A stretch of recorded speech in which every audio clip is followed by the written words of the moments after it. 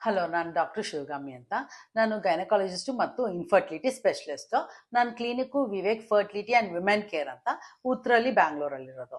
ನಾನಿವತ್ತು ಯಾವ್ದ್ರ ಬಗ್ಗೆ ಮಾತಾಡೋಕ್ಕೆ ಇಷ್ಟಪಡ್ತೀನಿ ಅಂದರೆ, ಇದು ಪ್ರಾಬ್ಲಮ್ಸ್ ಆಫ್ ದ ಯೂಟ್ರಸ್, ಅಂದರೆ ಗರ್ಭಕೋಶದ್ದು ತೊಂದರೆಗಳಿಂದ ಅವ್ರಿಗೆ ವಿಮೆನ್ಗೆ ಹೆಲ್ತ್ ಪ್ರಾಬ್ಲಮ್ಸ್ ಜೊತೆಗೆ ಮಕ್ಕಳಾಗ್ದಿರೋದು ಆಗುತ್ತೆ.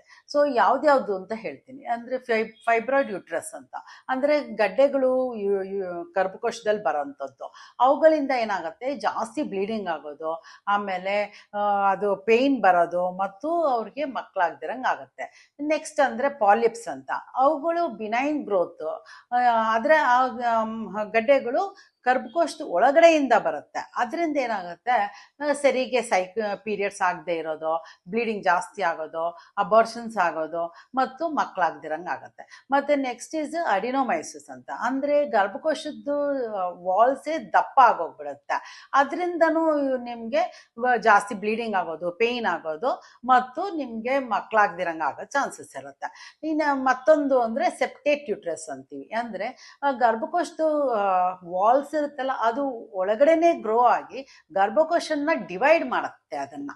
ಸೊ ಅದರಿಂದ ಏನಾಗುತ್ತೆ, ನಿಮಗೆ ಅಬಾರ್ಷನ್ಸ್ ಆಗೋದು, ತುಂಬ ಬ್ಲೀಡಿಂಗ್ ಆಗೋದು, ಪೇಯ್ನ್ ಆಗೋದು ಮತ್ತು ಮಕ್ಕಳಾಗ್ದಿರಂಗೆ ಆಗುತ್ತೆ. ಬೇರೆ ಇನ್ನು ಕೆಲವೊಂದು ಯಾವುದು ಅಂದರೆ ಇನ್ಫೆಕ್ಷನ್, PID ಅಂತ ಹೇಳ್ತೀವಿ, ಮತ್ತು ಎಂಡೋಮೆಟ್ರಿಯೋಸಿಸ್, ಇಂಥವಿಂದನೂ ನಿಮಗೆ ಜಾಸ್ತಿ ಪೇಯ್ನು, ಬ್ಲೀಡಿಂಗು ಮತ್ತು ಮಕ್ಕಳಾಗ್ದಿರೋ ಚಾನ್ಸಸ್ ಆಗುತ್ತೆ. ಸೊ ದಯವಿಟ್ಟು ನನ್ನ ಕ್ಲಿನಿಕ್ಗೆ ಬನ್ನಿ. ನಿಮ್ಗೆ ಏನೇ ಡೌಟ್ಸು, ಪ್ರಾಬ್ಲಮ್ಸು, ನಿಮಗೆ ಮಕ್ಕಳಾಗ್ದಿರೋಕ್ಕಿರಲಿ, ಗೈನಕಾಲಜಿ ಇರಲಿ, ಆಬ್ಸ್ಟೆಟ್ರಿಕ್ ಇರಲಿ, ಬಂದು ತೋರಿಸ್ಕೊಳ್ಳಿ. Thank you.